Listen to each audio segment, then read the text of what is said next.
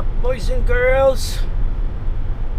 Tayo ngayon sa bahay ng utol ko sa Canada.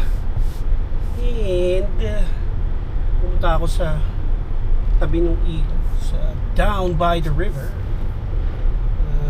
Papalipad tayo ng drone. Actually, isa yan sa mga pinagsisisihan ko.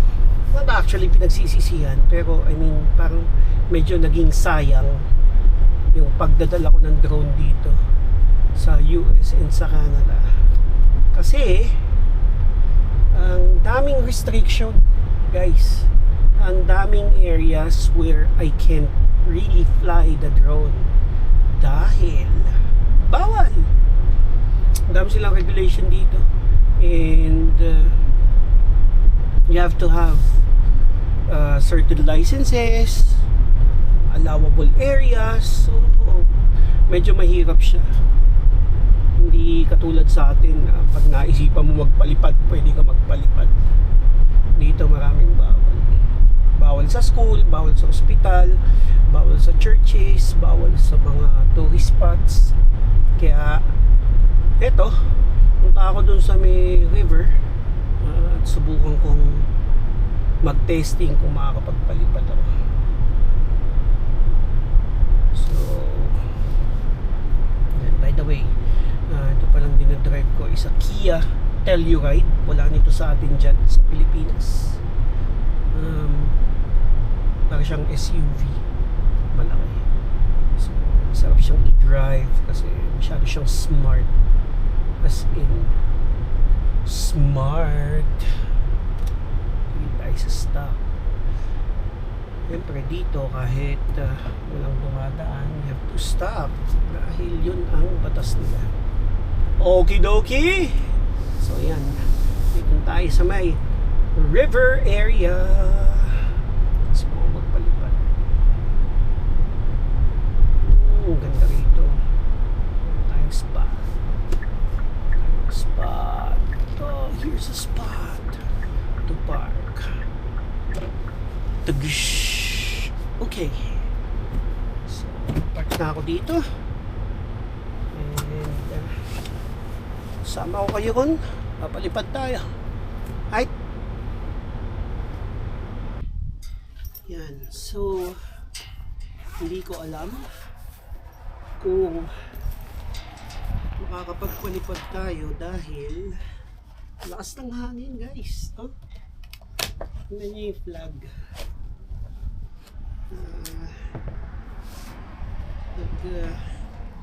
Wawasi-wasiwa siya. Hangin. Kita ba? Tapos natin ang konti. Lunting kita.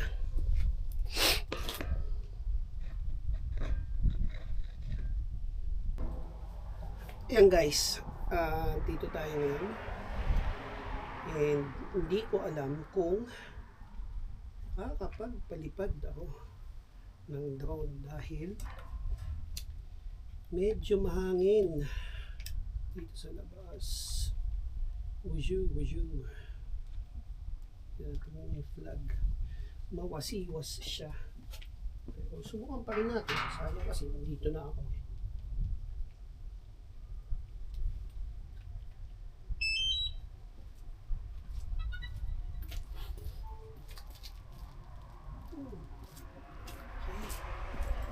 So,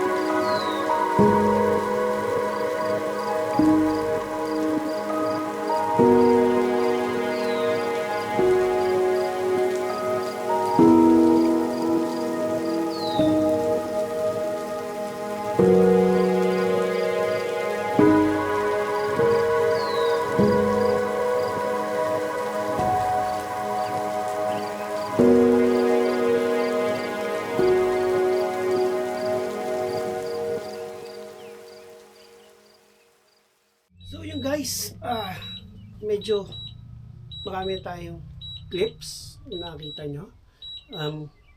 Yung last na video na kinunan natin is more of testing near the water, yung sa may marina side, mga cinematic B-roll tayong ginawa. And I think it's good. I'm really satisfied with the output. And I would say na buti na rin, dinala ko tong drone ko. Nung una kasi, sabi ko kanina sa video, nagsisisi ko dahil hindi naman talaga masyadong magamit. And yeah, nga, hindi masyadong magamit, pero all the shots that I've done ngayon, I would say yung pagbitbit ko is all worth it. So sana nagustuhan niyo yung clips ng DJI Neo 2 natin. Kahit na lang yung like button. Also, kung meron kayong questions, comments, or suggestion, sulat nyo na lang dyan and I'll try to answer them. Sorry guys, giniginaw na ako talaga. And kung bago kayo dito sa channel natin, I would like to invite you to please subscribe to my channel and hit the bell notification for more updates. Again guys, maraming salamat sa panonood. Until next time, kita-kits po tayo pagbalik ko sa Pinas. Ay, Toby Manalo po. Bye-bye.